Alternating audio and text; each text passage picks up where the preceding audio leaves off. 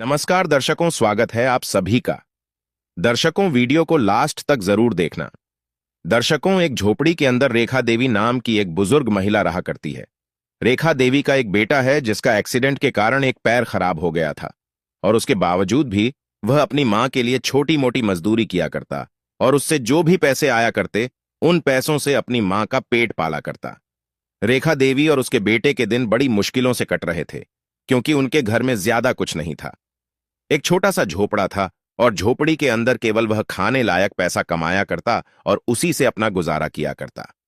रेखा देवी ने झोपड़ी के अंदर एक छोटा सा भगवान का मंदिर बना रखा है और उसके सामने हाथ जोड़कर उनसे प्रार्थना किया करती है कि किसी भी तरह से हमारे दिन अच्छी तरह से व्यतीत होने लगे, क्योंकि अक्सर जब वह लोग बीमार हो जाया करते हैं तो उनके पास उतने पैसे भी नहीं रहा करते कि वह अपना इलाज सही तरह से करा ले। अब ऐसे ही एक दिन सुबह सुबह रेखा देवी भगवान के सामने हाथ जोड़कर प्रार्थना कर रही थी। तभी उनकी झोपड़ी में एक युवा लड़का आता है जिसने अच्छे से कोट पट पहन रखे थे और देखने से बहुत ही ज्यादा अमीर प्रतीत हो रहा था। उस लड़के का नाम था अनस। अब जैसे ही वह युवा लड़का उस झोपड़ी के अंदर आता है तो रेखा देवी उससे कहने लगती है कि साहब, कौन है आप और आज हमारे झोपड़ी में क्या कर रहे हो। इतनी ही देर में वह युवा लड़का आकर उनके पैर छू लेता है और पैर छूने के बाद कहता है कि मां, तुमने मुझे नहीं पहचाना, मैं तुम्हारा बेटा अनस। इस बात को सुनते ही जो वह बुजुर्ग महिला थी, रेखा देवी, वह एकदम से उसे अपने गले से लगा लेती है और उसकी आंखों से आंसू झरझर बहने लगते हैं। इधर जो लड़का था अनस, उसकी आंखों से आंसू बहने लगे थे क्योंकि काफी दिनों बाद वह इस महिला से मिला था। ऐसा क्या हुआ था जो अनस रेखा देवी को अपनी मां बता रहा था, और क्या होगा इस कहानी में, इससे आगे पूरी सच्चाई के बारे में जानने के लिए वीडियो को अंत तक जरूर देखें। दर्शकों, यह कहानी उत्तराखंड के एक छोटे से गांव की है जहां पर एक मुस्लिम परिवार रहा करता है। परिवार के अंदर माता पिता और एक लड़का है जिसका नाम है अनस। अनस के पिता अक्सर शराब का ज्यादा सेवन किया करते हैं और इसी वजह से वह अपने घर परिवार की तरफ जरा भी ध्यान नहीं दिया करते हैं। अनस की मां थोड़ी बहुत मजदूरी किया करती और उसी से घर का गुजारा किया करती थी। धीरे धीरे समय बीतता है और समय के साथ साथ अनस के पिता की शराब की लत और भी ज्यादा बढ़ जाती है। अब वह अपनी पत्नी की मजदूरी के पैसों को भी छीन लिया करता और उन्हीं से शराब पी ली करता। अक्सर जब अनस की मां बीमार हो जाया करती तो अनस का पिता उसे डॉक्टर के पास नहीं ले जाता है और वह शराब के नशे में चूर होकर अपनी बस्ती में घूमता रहता है। और अनस जैसे ही 5 साल का होता है तो उसी दौरान अनस की मां की मौत हो जाती है, क्योंकि वह ज्यादातर बीमार रहा करती थी और उसका इलाज ढंग से नहीं हो पाता था। अब इसके बाद अंश एकदम से बिना मां के रह गया था और उसका जो पिता था वह ज्यादातर शराब पिया करता था। इसके बाद जो वहां के अड़ोस पड़ोसी होते हैं वह अनस के पिता को ताना मारने लगते हैं और कहते हैं कि कैसा पिता है तू, ना तो अपनी पत्नी की देखभाल अच्छी तरह से कर पाया और ना ही बच्चे की जिंदगी के बारे में तुझे कोई ख्याल है। अब इन सभी बातों से परेशान होकर जो अनस का पिता होता है वह अपने बेटे को अपने साथ लेकर उस गांव से निकल आता है। उसके बाद वह सीधा मुंबई की ट्रेन में बैठ जाता है और वहां से मुंबई के लिए रवाना हो जाता है। अब अनस, जिसकी उम्र 5 साल है, वह अपने पिता के साथ ऐसे ही जा रहा है। उसे कुछ भी नहीं पता कि आगे जिंदगी में क्या होने वाला है। धीरे धीरे समय बीतता और समय के साथ साथ ट्रेन लगभग मुंबई पहुंचने ही वाली थी और उससे एक स्टेशन पहले अनस का पिता अपने बेटे अनस को लेकर वहां पर उतर जाता है। उतरने के बाद जो अनस होता है अपने पिता से खाने के लिए कहने लगता है और कहता है कि पिताजी, मुझे खाना खाना है और मुझे भूख लगी है। उसके बाद जो अनस का पिता है अपने बेटे को लेकर एक होटल पर चला जाता है और वहां पर दोनों बाप बेटे बैठकर खाना खाने लगे। अनस बड़े ही चाव से खाना खा रहा है और सोच रहा है कि शायद पिताजी अब मेरा अच्छे से ख्याल रख लेंगे और कोई भी दिक्कत मुझे नहीं होने वाली। उसके बाद जैसे ही अनस का खाना खत्म होता है तो जो अनस का पिता होता है वह होटल मालिक से कुछ बात करके आता है। बात करने के बाद होटल मालिक उसे कुछ पैसे देता है और उन पैसों को लेकर अनस का पिता वहां से जाने लगता है। अब अनस अपने पिता के साथ साथ जाने लगता है, लेकिन तभी वह होटल मालिक आकर उस अनस को रोक लेता है और कहता है कि तुम्हारे पिता ने तुम्हें हमें बेच दिया है और आज से तुम यहीं पर रहोगे और यहीं पर काम करोगे। इस बात को सुनकर जो अनस होता है उसकी आंखों में आंसू आ गए थे छोटी सी उम्र में और वह अंदर ही अंदर घुट घुट कर रोने लगता है। लेकिन अभी उसकी उम्र पाल थी तो वह करता भी तो क्या करता, तो इसी वजह से वह उसी होटल पर रहने लगता है और वहां पर अपने छोटे छोटे हाथों से बर्तनों को साफ किया करता और सभी लोगों को खाना परोसने का काम किया करता। धीरे धीरे समय बीतता और समय के साथ साथ उसको होटल पर काम करते हुए 1 साल बीत जाता है। लेकिन 1 साल तक जो अनस है उसको बहुत कुछ झेलना पड़ा था। होटल का मालिक अक्सर उस पर पिटाई लगा दिया करता और इसी चीज को देखकर अनस यहां पर नहीं रहना चाहता। वह चाहता है कि मैं यहां से कहीं निकल जाऊं और किसी और के साथ रहकर अपना जीवन व्यतीत करूं, क्योंकि यहां पर जो होटल मालिक है वह उसको बहुत ही ज्यादा परेशान किया करता है और एक तरह से जानवरों की तरह उसके साथ सलूक किया करता है।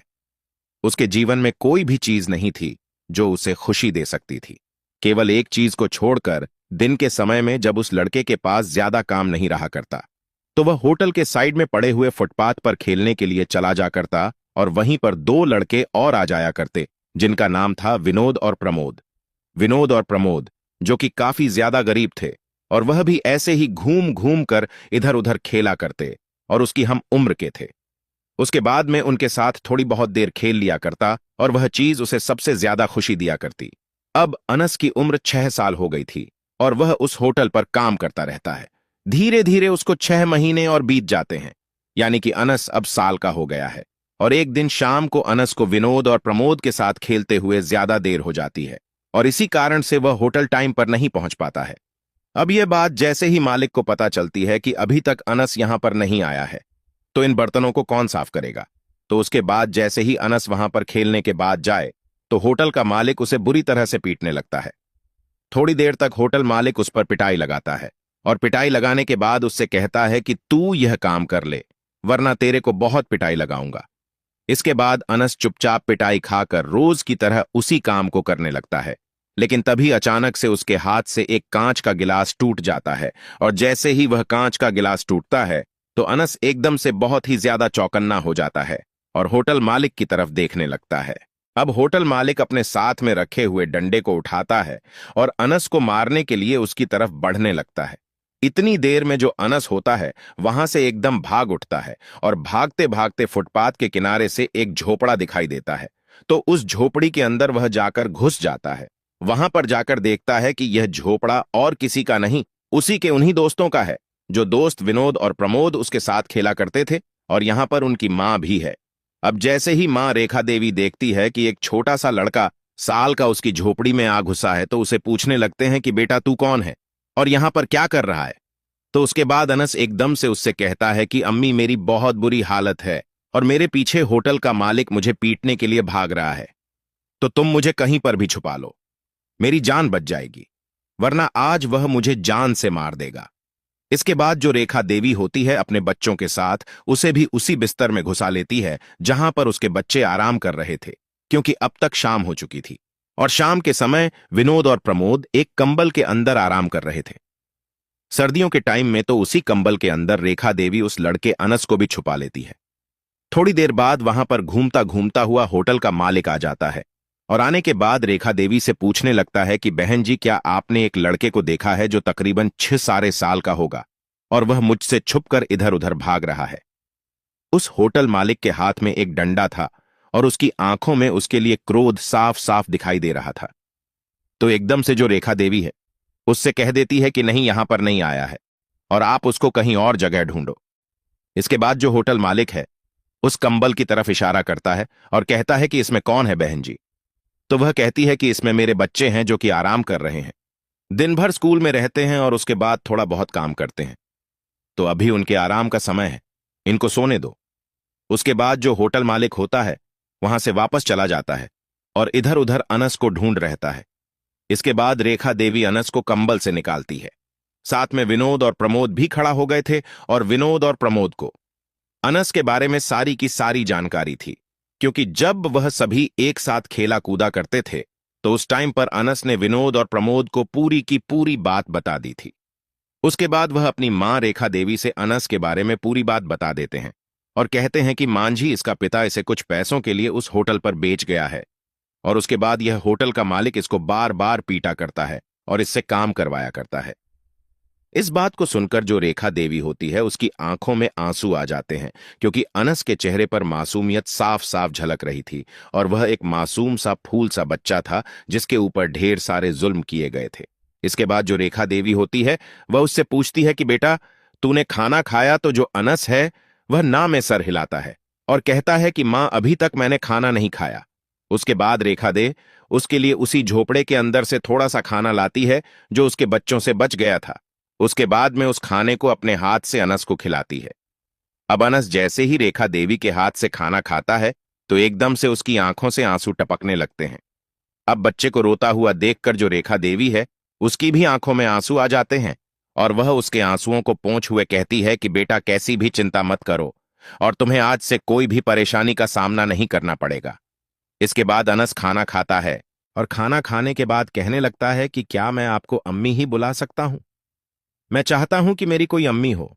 और आपको खाना खिलाते हुए देखकर मुझे अपनी अम्मी की याद आ गई, क्योंकि अक्सर वह भी मुझे ऐसे ही खाना खिलाया करती थी जब मेरा पिता मुझे पिटाई लगाया करता था।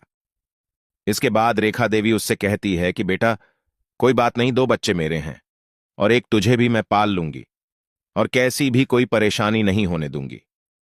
उसके बाद रेखा देवी उसको अपने पास रखने लगती है। लेकिन जो होटल का मालिक था वह बार बार वहां पर घूमने के लिए उसे आया करता और उस टाइम पर उन्हें अनस को छुपाना पड़ा करता। अब इन सभी चीजों को देखकर जो रेखा देवी होती है अपने बच्चों के साथ वहां से 15 किलोमीटर दूर जाकर एक ऐसा ही झोपड़ा बना लेती है और उसके अंदर अपने तीनों बच्चों को लेकर रहने लगती है।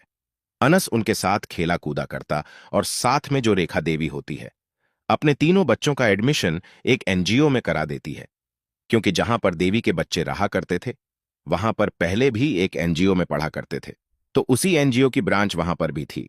तो उसी ब्रांच में जाकर अब वह तीनों बच्चे उस ब्रांच में रहकर पढ़ने लगते हैं। धीरे धीरे समय बीता और समय के साथ साथ जो तीनों बच्चे होते हैं वह पढ़ लिख कर 10वीं क्लास में पहुंच जाते हैं। एनजीओ के अंदर सभी बच्चों को खाना मिला करता और अच्छा खाना और भरपेट खाने की लालसा में वह लोग पढ़ने लगते हैं और पढ़ते पढ़ते 10वीं क्लास में पहुंच गए थे। अब जो अनस होता है वह पढ़ाई लिखाई में काफी ज्यादा तेज होता है। इसके बाद 2 साल और बीत जाते हैं और 2 साल के अंदर उन बच्चों के स्कूली एजुकेशन कंप्लीट हो गई थी।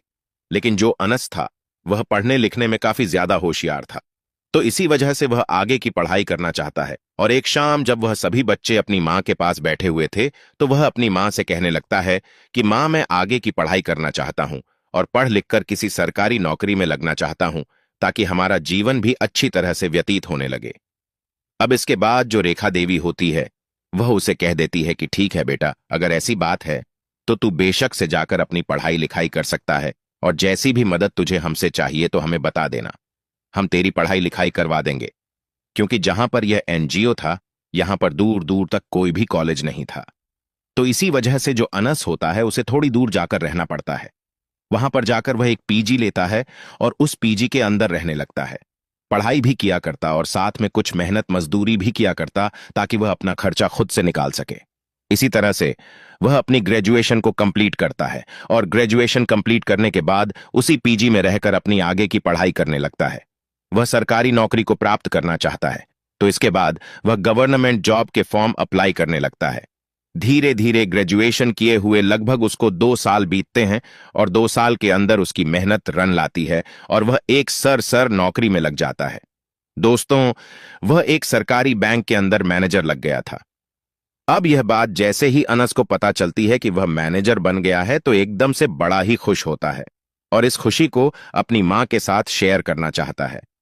तो इसके बाद अनस मार्केट जाता है और मार्केट के अंदर से अपने बचाए हुए पैसों से कुछ कपड़े खरीदता है, अच्छा सा कोट पट को खरीदता है, अच्छे से जूते पहनता है और जूते पहनने के बाद उस जगह पर पहुंच जाता है जहां पर उसकी मां रहा करती थी। अब जैसे वह डी के अंदर जाता है तो वह देखता है कि उसकी मां रेखा देवी भगवान के सामने हाथ जोड़कर कुछ प्रार्थना कर रही है।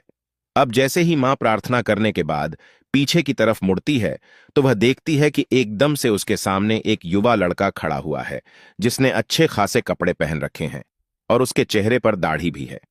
अब इस चीज को देखकर वह एकदम से हैरान हो जाती है और उससे पूछने लगती है कि साहब आप कौन हो और यहां पर क्यों आए हो। तो उसके बाद जो अनस होता है पहले तो एकदम से हंसने लगता है और उसके बाद एकदम से रेखा देवी के पैर छू लेता है। कहता है कि मां, नहीं पहचाना तुमने भी, मैं तुम्हारा अनस हूं और अब मेरी सरकारी नौकरी लग गई है।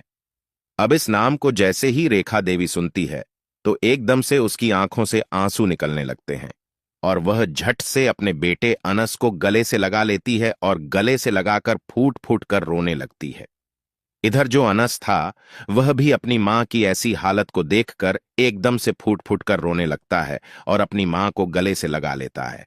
उसके बाद वह अपनी मां से बातें करता है और बातों ही बातों में उसे पता चलता है कि उसके जो दो भाई थे, विनोद और प्रमोद, उनमें से जो विनोद था उसकी एक्सीडेंट में मौत हो गई है और जो दूसरा भाई था उसके पैर में ऐसी चोट आ गई है जिसके कारण उसे बहुत ही कम मजदूरी मिला करती है और उसी कारण से उसकी मां और उसका भाई बड़े ही परेशान रहा करते हैं।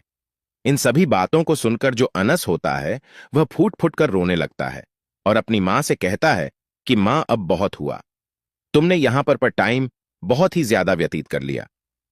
अब तुम मेरे साथ चलो और मैं तुम्हें अच्छी सी जिंदगी दूंगा। और भाई कहाँ है उसको भी बुला लो, वह भी हमारे साथ चलेगा। लेकिन जो उसका भाई था, जो हैंडीकैप था, वह सुबह सुबह किसी काम को करने के लिए गया था और उस काम को करते जैसे वह वापस आता है और घर के अंदर एक अजनबी व्यक्ति को देखता है तो उससे पूछने लगता है कि भाई, तुम कौन हो और यहां पर क्या कर रहे हो। लेकिन जैसे ही वह उसे बताता है कि मैं अनस हूं और मैं सरकारी नौकरी लग चुका हूं और अब हम लोग अच्छे से जिंदगी जिएंगे, तो इस बात को सुनकर जो उसका भाई होता है उसकी आंखों में भी आंसू आ जाते हैं और वह भी झट से उसे अपने गले से लगा लेता है। वह बैसाखी से चला करता और इसी तरह से मेहनत मजदूरी करके अपनी मां का भरण पोषण किया करता। दरअसल दोस्तों, रेखा देवी के दोनों बेटों ने 12वीं क्लास तक ही पढ़ाई की थी और उसके बाद मेहनत मजदूरी करने लगे थे, क्योंकि उन्हें बिल्कुल भी अच्छा नहीं लगता था कि उनकी मां उनके रहते हुए मजदूरी करें, तो इसी वजह से वह मजदूरी करने के लिए चले गए थे। और एक दिन मजदूरी पर जाने के दौरान दोनों भाई के सामने अचानक से ट्रक आता है, तो उसके बाद बड़ा भाई छोटे भाई को धकेल देता है और खुद ट्रक के सामने आ जाता है, तो इसी वजह से छोटे भाई के पैर में चोट लग गई थी और बड़े भाई की मौत हो गई थी। छोटा भाई मेहनत मजदूरी करके अपने मां का पेट भरा करता और इसी तरह से अपने दिनों को व्यतीत कर रहे थे। इसके बाद जो अनस होता है अपने भाई और अपनी मां को अपने साथ ले जाता है और जहां पर उसकी जॉब लगी थी वहीं पर एक किराए का घर लेता है और उसमें अच्छी तरह से रहने लगता है। लेकिन उसका भाई उसके बावजूद भी थोड़ी बहुत मेहनत मजदूरी यहां पर भी किया करता है ताकि वह किसी के ऊपर बोझ ना बने और अपनी जिंदगी को अच्छी तरह से व्यतीत कर ले। तो उसके बाद वह परिवार वहां पर रहने लगता है और अनस वहां से जाकर बैंक में ड्यूटी किया करता है। अब एक दिन शाम को जैसे उसकी ड्यूटी कंप्लीट होती है तो उसके बाद वह बाहर निकलता है और बैंक के दरवाजे पर एक बेहद ही बुजुर्ग व्यक्ति को देखता है जिसकी लंबी लंबी दाढ़ी बड़ी हुई थी और देखने से काफी ज्यादा बीमार प्रतीत हो रहा था। तो उसके बाद जो अनस होता है बहुत ही ज्यादा दरियादिल इंसान था, तो वह उसके पास जाता है और उससे पूछने लगता है कि बाबा, तुम कौन हो और यहां पर क्या कर रहे हो। तो उसके बाद जैसे ही वह व्यक्ति अपने बारे में बताता है तो अनस को पता चल जाता है कि यह व्यक्ति कोई और नहीं, उसका वही पिता है जिसने उसे चंद पैसों के लिए उसे होटल पर बेच दिया था और ऐसे ही छोड़ दिया था और अपनी जिंदगी में मस्त हो गया था। इसके बाद जो अनस होता है वहां से खड़ा होता है और उस व्यक्ति से बिना कुछ कहे अपने घर चला जाता है। शाम के समय जैसे वह अपने घर जाता है तो उसके चेहरे पर मायूसी साफ साफ दिखाई दे रही थी। तो उसकी मां रेखा देवी इस मायूसी को देख लेती है और उससे पूछने लगती है कि बेटा, आखिर क्या हुआ, तू इतना परेशान क्यों है। तो उसके बाद जो अनस होता है उस बुजुर्ग व्यक्ति की, जो उसके बैंक के बाहर पड़ा हुआ था, पूरी कहानी अपनी मां को बता देता है और कहता है कि वह मेरा बाप है जो मुझे होटल पर बेच कर गया था।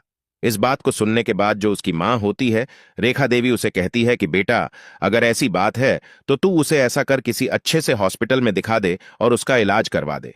आखिर वह तेरा बाप है, भले ही उसने तेरे साथ जो भी किया था, लेकिन तुझे अपना फर्ज निभाना चाहिए। इस बात को सुनने के बाद अनस को गुस्सा आता है और वह अपनी मां से मना कर देता है। कहता है कि ऐसे बाप को मैं क्यों दिखाऊं जिस बाप ने मुझे छोटी सी उम्र में एक दूसरे व्यक्ति को चंद रुपयों के लिए बेच दिया था। ऐसे बाप को दिखाने का कोई फर्ज नहीं बनता है। लेकिन तभी उसकी मां उसे समझाती है, कहती है कि बेटा, भले उसने तुझे पाल पस कर बड़ा ना किया हो, लेकिन तुझे जन्म दिया है और जन्म देने के आधार पर वह तेरा बाप हुआ, तो तुझे उसकी सेवा करनी चाहिए और यही इंसानियत का धर्म होता है। इस बात को सुनने के बाद जो अनस होता है उसके दिमाग में भी यह बातें घूमने लगती हैं और घूमते घूमते उसे भी इस बात का एहसास होता है कि उसे अपने पिता को कहीं ना कहीं दिखाना चाहिए। उसके बाद अनस उसी बैंक पर जाता है जहां पर अब तक भी वह बुजुर्ग व्यक्ति वहीं पर पड़ा हुआ था। तो अनस अपने पिता को वहां से उठाता है और हॉस्पिटल ले जाता है। वहां जाने के बाद उसको एडमिट कराता है और उसका इलाज करने के लिए डॉक्टर साहब से बोल देता है। अब डॉक्टर साहब जैसे ही उसका टेस्ट करते हैं तो उसके बाद में अनस को बता देते हैं कि उन्होंने ज्यादा शराब पिए और शराब पीने के कारण इनके लीवर और फेफड़े दोनों खराब हो गए हैं। तो उसके बाद अनस कहता है कि डॉक्टर साहब अपनी पूरी कोशिश कर लीजिए, बाकी जो होगा ऊपर वाले पर छोड़ दीजिए। उसके बाद अनस के पिता का इलाज वहां पर चलता है, लेकिन कुछ दिनों बाद डॉक्टर साहब उसे बता देते हैं कि आपके पिता इस दुनिया में नहीं रहे हैं। तो अनस उनको अंतिम विदाई देता है, अपने बेटे का फर्ज निभाते हुए, और उसके बाद अपने परिवार के साथ वहां पर रहने लगता है। इसके बाद जो रेखा देवी होती है वह अपने बेटे अनस से कहने लगती है कि बेटा अब तू शादी के योग्य हो गया है और मेरे ख्याल से अब तुम्हें शादी कर लेनी चाहिए। अब इस बात को सुनकर अनस पहले तो मना करता है, कहता है कि मां ऐसा नहीं है, पहले भाई की शादी होगी क्योंकि वह मुझसे बड़े हैं। लेकिन तभी रेखा देवी उससे कहती है कि बेटा ऐसा नहीं होगा, क्योंकि वह विकलांग हो चुका है तो इसकी शादी तो बड़ी मुश्किल से हो पाएगी। अगर हो जाएगी तो बाद में हो लेगी, लेकिन तुम्हें शादी कर लेनी चाहिए। इसके बाद अनस भी शादी के लिए एग्री हो जाता है और कहता है कि मां तुम ही मेरे लिए कोई लड़की ढूंढ दो जिससे मैं शादी कर सकूं और अपना जीवन अच्छी तरह से व्यतीत कर सकूं। इसके बाद जो अनस की मां होती है रेखा देवी, वह उसके लिए एक मुस्लिम लड़की ढूंढती है जो अच्छे खासे घर परिवार से बिलोंग किया करती थी। तो उसके बाद वह उससे शादी की बात करती है और शादी की बातें तय हो जाती हैं। अनस की शादी मुस्लिम रीति रिवाज से अच्छी तरह से कराई जाती है और शादी होने के बाद अनस की पत्नी भी उसी घर में आकर उनके साथ रहने लगती है। कुछ दिनों बाद अनस अपने लिए एक अच्छा सा घर बना लेते हैं और उसी घर के अंदर पूरा परिवार शिफ्ट हो जाता है।